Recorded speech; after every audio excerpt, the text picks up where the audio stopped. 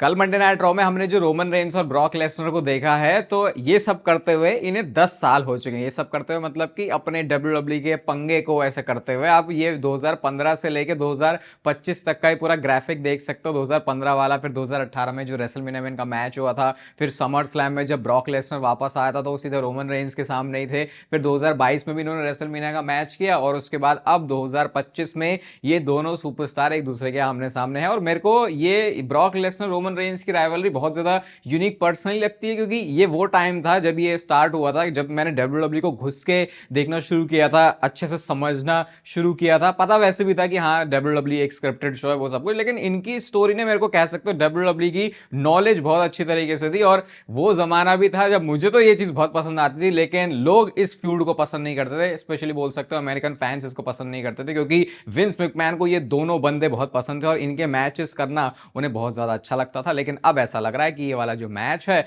वो दोबारा से होने वाला है। कल चैनल पर 2 वीडियोस आई थी और दूसरी वाली वीडियो में हमने इसको अच्छे से डिस्कस किया है। और थोड़ा नॉस्टैल्जिया में अगर जा रहे हैं तो शील्ड के बारे में बात ना हो ऐसा नहीं हो सकता भाई। आज ही के दिन 13 साल पहले शील्ड जो है मेन रोस्टर में आई थी और इन्होंने जो है अपना डेब्यू किया था। ये आइकॉनिक जो हमने फैक्शन देखी रिसेंटली, जितना ज्यादा इस फैक्शन को प्यार मिला है, WWE ने कोशिश करी है बहुत सारी फैक्शंस बनाने की, लेकिन वो इस लेवल पे नहीं था। ब्लड लाइन से भी अगर मैं इसे कंपेयर करूं तो कुछ अलग था शील्ड का मामला। और जिन लोगों ने रियल टाइम में शील्ड को देखा है वो लोग इस बात से बहुत अच्छी तरीके से वाकिफ होंगे। और वेलकम है आपका वॉइस ऑफ रेसलिंग के एपिसोड नंबर 784 में। और आज वो दिन है जब मैं आपको बोलूंगा कि आज मेरे पास आपको बताने के लिए बोरी और पेटी भर के बातें हैं। सबसे पहले स्टार्ट करते हैं मंडे नाइट रॉ के ऑफ एयर जाने के बाद के सीन सपाटे से।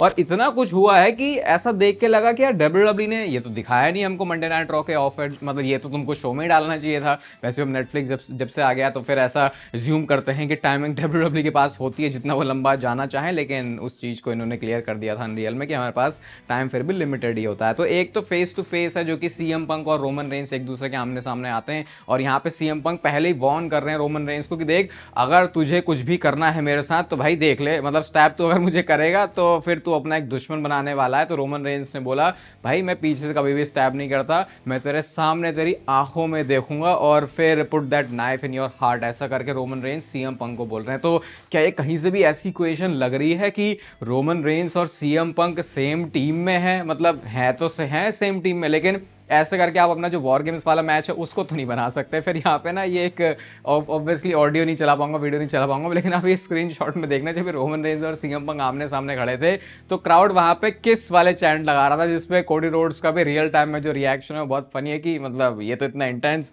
अपनी एक दूसरे के बारे में बातें बोल रहे, पीछे लोगों ने किस बोलना शुरू कर दिया। फिर उसके बाद एक और फोटो मैं आपको दिखाऊंगा जहां पे आप देखो रोमन रेंस जिमी और जे उसो दोनों को अच्छे से समझा रहे हैं, बता रहे हैं और क्लियर कर रहे हैं कि भाई देख, मैं तुम दोनों की वजह से यहां पर हूं। और वो ऐसे फिंगर पॉइंट करते हैं कोडी रोड्स और CM पंक की तरफ, क्योंकि ऑब्वियसली रोमन रेंस यहां पे अपने भाइयों के लिए ही आए हैं। इतना अच्छा वो बंदा है नहीं कि वो CM पंक और कोडी रोड्स के लिए आएगा, उनके कैरेक्टर की जिस हिसाब से चलता है। तो ये भी एक इंटरेस्टिंग चीज होगी इस पूरे वॉर गेम्स वाले मैच में। फिर हमने कोडी रोड्स और रोमन रेंस का भी एक छोटा सा स्टेयर डाउन देखा, जब रोमन रेंस निकल रहे होते हैं तो उसके बाद कोडी रोड्स उनको देख रहे थे वहां पे। और ये रोमन रेंस वर्सेस CM पंक वाला मैच भी पेंडिंग है। Roman Reigns versus Cody Rhodes ये वाला मैच भी हम सारे लोग अज्यूम करके तो चलते हैं कि ये होगा, क्योंकि 2 मैच इनके हो चुके हैं रेसलमेनिया में। तो एक तीसरा मैच करवाने की जो अपॉर्चुनिटी है शायद WWE उसको ना छोड़े।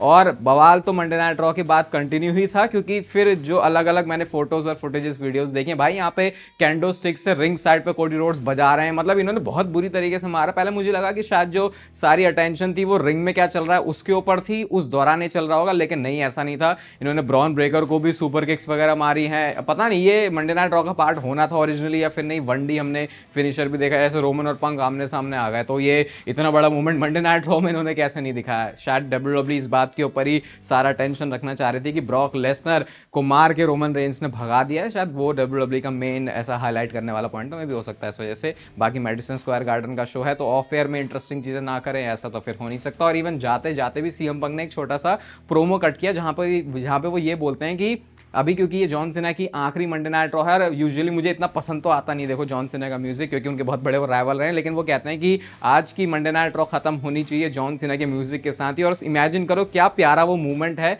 जब ये सारे बचे हुए सुपरस्टार्स रिंग में है, सीएम पंक, जे उसो वहां पर हैं और इनमें से किसी का म्यूजिक नहीं बजा बल्कि म्यूजिक बजा जॉन सीना का। तो इतना स्पेशल बंदा है जॉन सीना सबके लिए। तो ये मंडे नाइट रॉ के ऑफर जाने के बाद था, बहुत कुछ था ये, वैसे आई थिंक इतना कुछ डब्ल्यूडब्ल्यू दिखा भी नहीं सकती थी और आई थिंक इसीलिए फिर उन्होंने वहीं पे उसको ऑफ एयर कर दिया कि चलो हमारा जो मेन फोकस है वो रहेगा किसके ऊपर, रोमन रेंस और ब्रॉक लेसनर के ऊपर। कल मंडे नाइट रॉ में जब रोमन रेंस ने अपनी एंट्रेंस करी तो एक चीज नोटिस करी फैंस ने कि रोमन रेंस भाई पहले तो पतले नजर आ रहे हैं और दूसरा उन्होंने अपने हाथ में एक स्लीव पहना हुआ है। तो उसका क्या मतलब है, क्या रोमन रेंस का न्यू अटायर है या फिर रोमन रेंस के साथ कुछ प्रॉब्लम है, उसके ऊपर आएंगे। लेकिन पहले इस बारे में बात करते हैं कि भाई क्या रोमन रेंस स्लिम हो गए हैं, क्या रोमन रेंस पतले हो गए हैं। तो आप बोल सकते हो कि प्रोटीन मेरे दिमाग में भी चढ़ गया है, जिसकी वजह से मैं आपको एक बात बता सकता हूं। पहले आप ये वाली फोटो देखो जिसमें रोमन रेंस का थोड़ा सा एचडी फोटो है, जिसमें रोमन रेंस की नई वाली टी शर्ट भी हमको दिख रही है। सबसे पहले तो इस वाली टी शर्ट का प्रिंट ही ऐसा है जो कि रोमन रेंस को पतला दिखाएगा, क्योंकि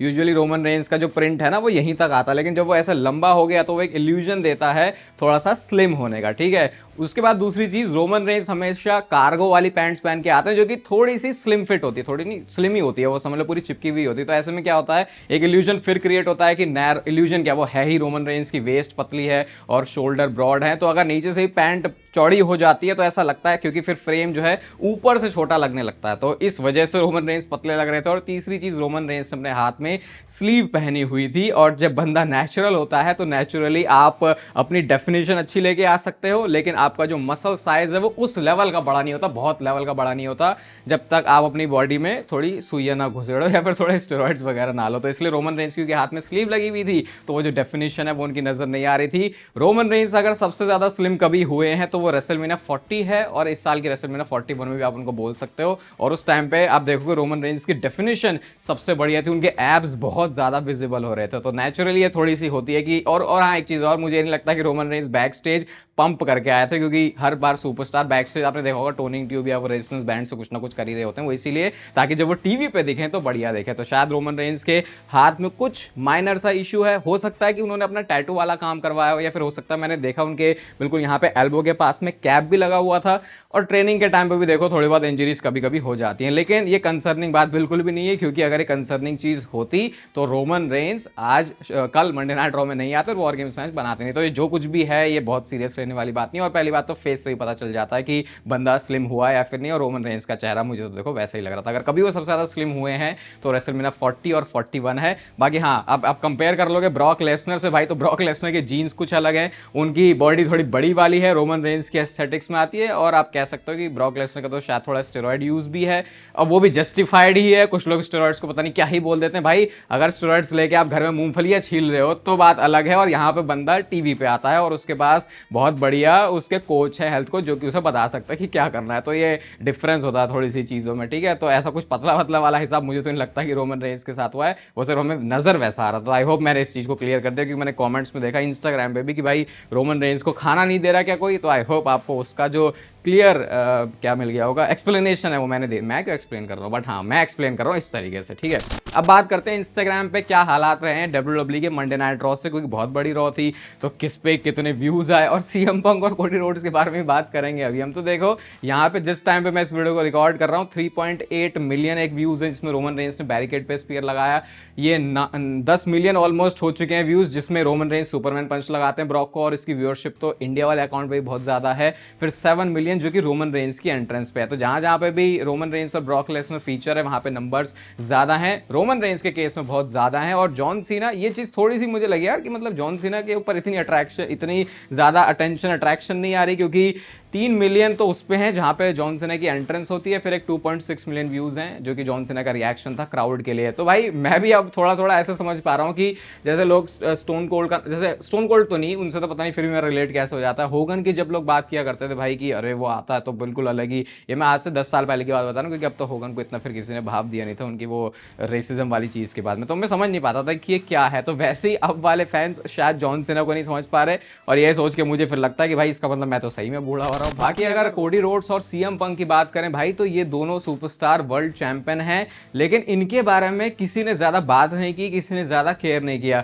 अब ये नहीं बोल सकता कि मतलब दोनों ही सुपरस्टार बेकार के हैं, किसी काम के नहीं है, क्योंकि बहुत सारे लोग इस वाले ओपिनियन भी तुरंत फॉर्म कर लेते हैं कि भाई देखो, रोला तो असली में रोमन और ब्रॉक का ही है, इन दोनों का क्या, इन दोनों का तो मतलब चैंपियन होने के बाद भी कुछ नहीं है। आई थिंक वो इस बात पे भी ज़्यादा डिपेंड करती है कि कौन से सुपरस्टार को किस तरीके से दिखाएगा, क्योंकि डब्ल्यूडब्ल्यू को मेन अपना हाईलाइट ही शो का एंड में वो रोमन रेंस और ब्रॉक लेसनर को दिखाना था, और वो चीज़ डब्ल्यूडब्ल्यू कर भी पाई है। लेकिन इतना तो है, देखो रोमन रेंस और ब्रॉक लेसनर का ऑरा इस पॉइंट पे कोडी रोड्स और सीएम पंक से मंडे नाइट रॉ में बहुत ज़्यादा फील हुआ है, तो ये भी आप डिनाई नहीं कर सकते बात, तो ये भी अपने आप में एक चीज़ है। बाकी एक फनी और हो गया एम्बैरेसिंग मूवमेंट आप बोल सकते हो कोडी रोड्स के साथ में, जब वो जाते हैं रिंग में मारने के लिए मिलके सीएम पंक के साथ, तो उन्होंने ऐसे फिस्ट पंप ऑफर किया, लेकिन सीएम पंक ने तो भाई कोई भाव ही नहीं दिया और सीएम पंक आगे बढ़ता हुआ चले जाता था, तो कोडी रोड्स ने फिर खुद ही जाके मिला लिया। तो ऐसी चीज़ें होनी नहीं चाहिए, स्पेशली तब जब कैमराज आपके सामने ऑन हो, तो थोड़ी इंटरनेशनल या नेशनल किस्म की ये बेइज्जती हो जाती है। कल मंडे नाइट रॉ में डॉल्फ जिगलर भी आए थे, और भाई ये निक नेमेथ के आने की पूरी कहानी तो और भी ज़्यादा इंटरेस्टिंग है। सबसे पहले तो मैं आपको एक फोटो दिखाता हूँ जो कि एलेक्सा ब्लिस और शार्लेट के साथ पोस्ट की गई है सोशल मीडिया पे। यहाँ पर डॉल्फ जिगलर दोनों ही महिलाओं के कंधों पर, मतलब हाथों के ऊपर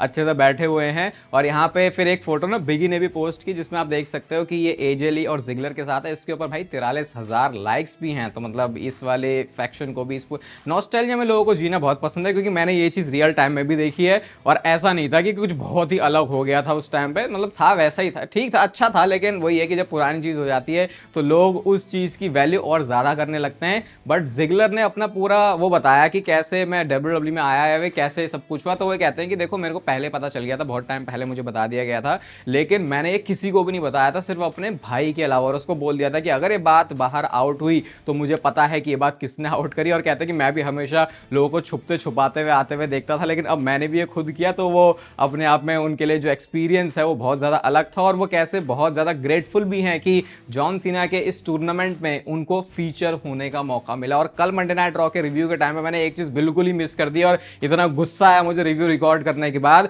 ये है वो क्लिप जो कि अभी आपके स्क्रीन के सामने दिख रही होगी। और भाई ये क्या सेल किया है डॉल्फ जिगलर ने सोलो सिकोआ के साइरिश वेव को। भाई ये आई थिंक अब मैं इस कंक्लूजन में पहुंच सकता हूं कि मैंने तो अपने डब्ल्यूडब्ल्यूई के बचपन से लेके अब तक जितने भी सुपरस्टार्स अपने सामने लड़ते हुए देखे हैं, जिगलर के जैसा सेल करते हुए मैंने कोई भी बंदा नहीं देखा है, क्योंकि ये तो कुछ अलग ही है, तो कुछ कमाल ही है। ये कैसे, मतलब ये इतनी क्विक है कि अगर आप इसको वीडियो एडिटर में जाके इसको स्लो भी करोगे तो भी ये फास्ट लगता है, ये उस लेवल का फास्ट है। और वो भी है कि सब कुछ काम जिगलर बहुत सेफली करते हैं, तो भाई इसके लिए तो कुछ अलग ही लेवल के प्रॉप्स आपको जिगलर को देने पड़ेंगे। बाकी अगर आप ये पूछ रहे हो कि क्या जिगलर ने डब्ल्यूडब्ल्यू के साथ कॉन्ट्रैक्ट साइन कर लिया, तो फिलहाल इसके बारे में हमको ऐसा कुछ पता चला नहीं है। ये थोड़ी अलग ही चीज़ है जो कि डब्ल्यूडब्ल्यू ने अब करना शुरू कर दिया, और यही हमारा अब नेक्स्ट मुद्दा भी है कि जॉन सीना ने वो एक जो पाइप बम वाला प्रोमो कट किया था, जहां पे उन्होंने कुछ सुपरस्टार्स का नाम लिया था, भाई डब्ल्यूडब्ल्यू ने वो चीज़ उनके रिटायरमेंट टूर में इस टूर्नामेंट के अंदर फीचर भी कर दी। उन्होंने मैट कार्डोना का नाम लिया था, तो जैक राइडर आ गए, जो कि उनका मैट कार्डोना भी नेम है। निक नेमेथ का नाम लिया था, डॉल्फ जिगलर भी आ गए। उन्होंने क्लॉडियो का भी नाम लिया था, यानी सिजारो का भी नाम लिया था, तो क्या वो भी आने वाले हैं? आई थिंक अब वो स्कोप तो नजर नहीं आ रहा, लेकिन ये आई थिंक मैं एक्सप्लेन नहीं कर पाऊंगा। लेकिन बहुत ही डब्ल्यूडब्ल्यू में एक ऐसी चीज मानी जाती थी जो कि कभी भी नहीं होगी, और विंस मैकमैन होते तो भाई ये चीज होती भी नहीं। लेकिन क्योंकि ट्रिपल एच थोड़ा सा चीजों को अलग तरीके से देखते हैं, तो देखो ये एक थोड़ा आप मान सकते हो ट्रिपल एच के होने का फायदा। विंस के टाइम में मैं आपको लिख के दे सकता हूं, ये बाहर से कोई कंपनी का बंदा आ ही नहीं पाता, जैसे हमने अभी ये जिगलर को आते हुए देख लिया और जैक राइडर को आते हुए देख लिया। तो ये फिर आप बोल सकते हो कि ट्रिपल एच के होने का है फायदा। और वो अच्छा भी लगा कि कैसे उन्होंने प्रोमो में वो बात बोली थी, और उसके बाद डब्ल्यूडब्ल्यू ने उस चीज को इंप्लीमेंट भी किया। और कुछ ऐसे वर्ड्स भी जाते जाते जॉन सीना ने बोले हैं जो कि मैं तो कह रहा हूं भाई फ्रेम आप करवा सकते हो कहीं पे। जब रे मिस्टीरियो को अपने कंधों पर वो लेके जाते हैं और जॉन सीना, शेमस और रे मिस्टीरियो पोस्ट कर रहे थे, तो लास्ट में उन्होंने जाके बोला Monday night raw that's all she wrote, I love you और थैंक यू करके फिर जॉन सीना वहां से जाते हैं। मुझे पता था लोग इस बारे में कंप्लेन करेंगे कि यार जॉन सीना का मैच ऐसे हो सकता था, वैसे होना चाहिए था, लेकिन देखो मैं जबरदस्ती उसको पसंद करने की कोशिश नहीं कर रहा। जो भी मंडे नाइट रॉ में हुआ मैंने तो देखो उसको पूरा अप्रिशिएट किया, पूरा एंजॉय किया, हर एक उस मूवमेंट को फील किया है, क्योंकि ये जॉन सीना की आखिरी अपीयरेंस थी मंडे नाइट रॉ पर। अब इसके बाद सिर्फ सर्वाइवर सीरीज रह गया है, और फिर जो एसएनएमई वाला शो है वहां पर आने वाले हैं जॉन सीना। तो जितने टाइम अभी जॉन सीना के आप मजे ले सकते हो वो ले लो, क्योंकि कुछ ही दिन बाद जॉन सीना डब्ल्यूडब्ल्यू से से रिटायर हो जाएंगे। और अब तो वो मूवमेंट क्योंकि बहुत पास आ गया तो उसको सोच के थोड़ा सा जो दिल है वो और भी ज़्यादा दुखता है। और अभी मैंने बोला कि 2 अपीयरेंस हैं जॉन सीना की, तो आपके लिए अब एक सरप्राइज, क्योंकि अगला हफ्ता जो होने वाला है NXT का, वहां पे होने वाले हैं John Cena. NXT gold rust करके जो अपना इवेंट कर रहे हैं, उसमें जो पार्टिसिपेंट होने वाले हैं, जो कंपेटिटर्स होने वाले हैं men's and women's iron survivor match के, उसके पार्टिसिपेंट को खुद जॉन सीना सिलेक्ट करने वाले हैं। तो मतलब उनकी NXT में भी अपीयरेंस होने वाली है, या आप बोल सकते हो उनका कैमियो या फिर एक बोनस अपीयरेंस है, जिसको आप बोल सकते हो 37 डेट्स में वैसे तो काउंट नहीं करेंगे क्योंकि ऑब्वियसली ये तो एक उनका एक साइड गिग सा बोल लो आप, लेकिन फिर भी NXT में आने वाले हैं जॉन सीना। और देखो भाई जॉन सीना कि ये क्या बंदा है भाई, कभी कभी तो यकीन नहीं होता कि बंदा ऐसा भी हो सकता है या इतना भी दूसरों के बारे में सोच सकता है। अब उन्होंने खुद बताया कि SNME जो शो होने वाला था वो पहले डेडिकेटेड जॉन सीना के ऊपर ही होता। जैसे याद है हम बोल रहे थे कि यार शुरुआत में ट्रिब्यूट चलना चाहिए, फिर पूरे शो में 2 घंटा सिर्फ जॉन सीना ही होना चाहिए, लेकिन जॉन सीना ने बोला कि मैंने ये चीज सामने रखी ट्रिपल एच के, जो कि मैं रखता नहीं हूं ज्यादातर, कि क्यों ना हम NXT के जो सुपरस्टार्स हैं उनको भी फीचर करें, फ्यूचर टैलेंट्स। मेरा तो हो जाएगा, मेरा तो आखिरी शो है, लेकिन आगे फिर इस कंपनी का क्या। तो सेम शो पर अगर मुझे लोग देखने के लिए आ रहे हैं और उसके आड़ में हम फ्यूचर का टैलेंट भी बना सके WWE के लिए, तो उससे अच्छी बात कोई होगी नहीं। तो भाई अब मतलब ये देखो, जब जॉन सीना सारी स्पॉटलाइट अपने ऊपर ले सकते थे तब भी उन्होंने दूसरे सुपरस्टार्स के बारे में सोचा है। तो इसलिए जॉन सीना देखो सिर्फ एक ही हो सकता है, और यही जो बातें हैं जॉन सीना को बाकी सुपरस्टार से,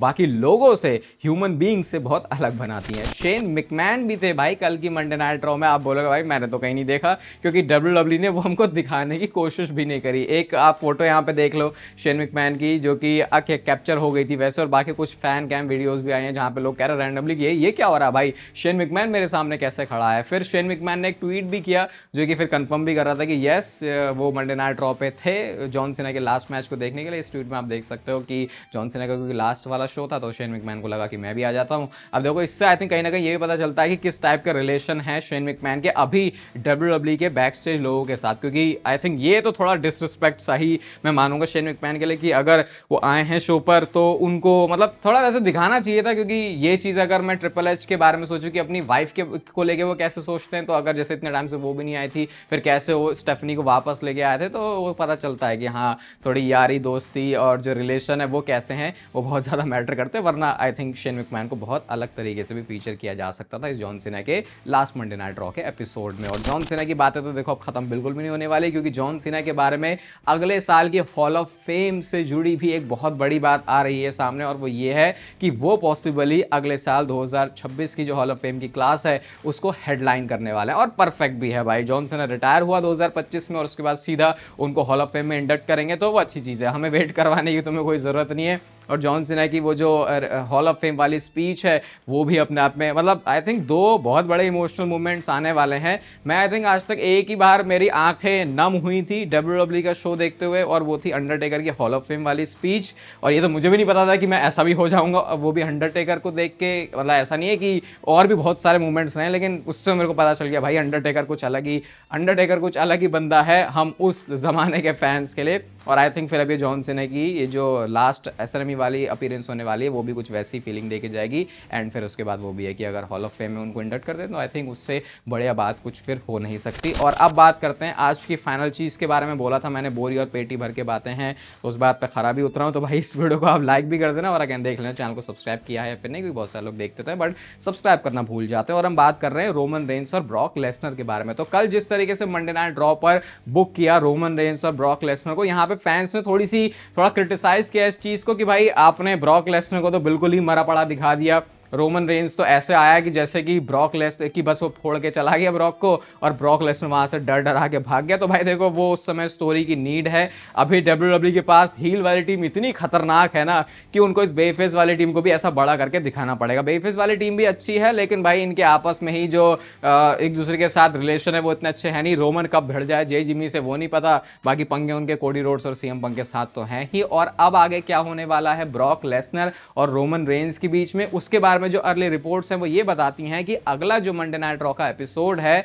वहां पर भी ब्रॉक लेसनर और रोमन रेंज दोनों होने वाले हैं इस वॉर गेम्स मैच को बिल्ड करने के लिए, जो कि बहुत ऑब्वियस भी है कि अब ये सारे पार्टिसिपेंट आ चुके हैं तो अब इनके पास एक ही काम बचा है करने के लिए, वो है कि इतनी हाइप बना दो सर्वाइवर सीरीज के इस मैच की जो कि किसी ने सोची भी ना होगी, और वैसे भी ऑलरेडी इसकी हाइप बन चुकी है। लेकिन वही है कि मैच है तो अब वीकली शोज पे भी तुमको कुछ करना होता है ना, तो देखते हैं अगली मंडे नाइट रॉ से क्या एंगल निकल के आता है और क्या किस तरीके से फीचर होते हैं Roman Reigns, Brock Lesnar, CM Punk, Cody Rhodes, ये सारे सुपरस्टार। भाई ये तो बहुत ज्यादा स्टार स्टडेड हो गई है, including Drew McIntyre, Bron Breakker, Bronson Reed. बाकी चैनल के मेंबरशिप वाले कंटेंट में इंटरेस्टेड हो तो अभी स्क्रीन पर अभी आपको एक वीडियो भी दिख रही होगी, चैनल की मेंबरशिप ज्वाइन करके अनलॉक कर सकते हो। अब आपके लिए एक्सक्लूसिव कंटेंट। इस वीडियो को यहाँ तक देख रहे हो तो लाइक कर देना, चैनल को सब्सक्राइब भी कर दो ऐसे और WWE से रिलेटेड डेली कंटेंट के लिए इस चैनल के ऊपर। बाकी तब तक फिर लेते रहो जिंदगी के मजे।